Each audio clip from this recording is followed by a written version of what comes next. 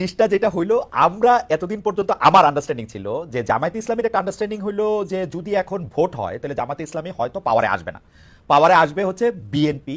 বরং এই সরকার ক্ষমতায় থাকলে জামায়াতে ইসলামী যেগুলি যেগুলি করতে চায়, বিভিন্ন বিশ্ববিদ্যালয়ে ভিসি দেওয়া, বিভিন্ন জায়গায় তাদের জামায়াতে ইসলামীর মাইন্ডেড লোককে বসানো, যেটি সম্ভব হচ্ছে বা হয়েছে, সেটি এই সরকার থাকলে যতটা সম্ভব, বিএনপি সরকার আসলে এটি একটু কম সম্ভব বা কম।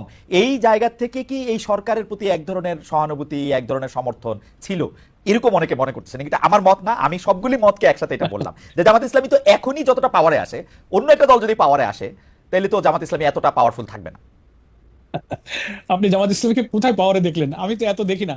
আমরা কত মানুষের কত অনুরোধ করি, হ্যাঁ, কত সুবিধা অসুবিধা দূর করার জন্য বলি, আমাদের কত 10টা বললে একটা হয়তো শোনে। হ্যাঁ। কিন্তু আপনার বর্ণনা আর কিছু কিছু ভিডিও এমন ভাবে জিনিসটাকে সবাই বলে যে কেমন সবগুলি ভাবে বিশ্ববিদ্যালয়, সবগুলি বিশ্ববিদ্যালয় কি সুডো আপনাদের দখলে, শিক্ষক প্রশাসন থেকে শুরু না করে না উপাচার্য। না না, এটা ঠিক না। আপনি চেক করেন, দেখেন কয়টা পাবলিক ইউনিভার্সিটি, কয়টা প্রাইভেট ইউনিভার্সিটি, কয়টা লোক।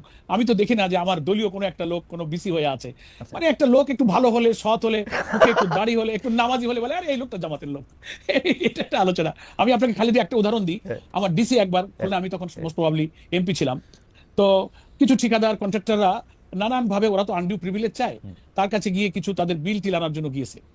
তো গিয়ে বলছে যে ডিসি সাহেবকে যে স্যার, আমাদের এই কাজগুলো একটু করে দেন, আমরা আপনাকে, ওরা আনডিউ কিছু হুম, প্রিভিলেজ দেওয়ার জন্য কিছু অফার টফার দিয়েছে আর কি। হুম, কিন্তু ডিসি সাহেব সৎলোক ছিলেন, হুম, উনি একেবারেই রিফিউজ করেছেন এবং খুব অসন্তুষ্ট হয়েছেন। হুম, ওই লোকগুলো ফেরত এসে আমাকে বলছে, পরোয়ার ভাই, খুলনার যে ডিসি এ হ্যাঁ। বেটা জামাত করে কেন?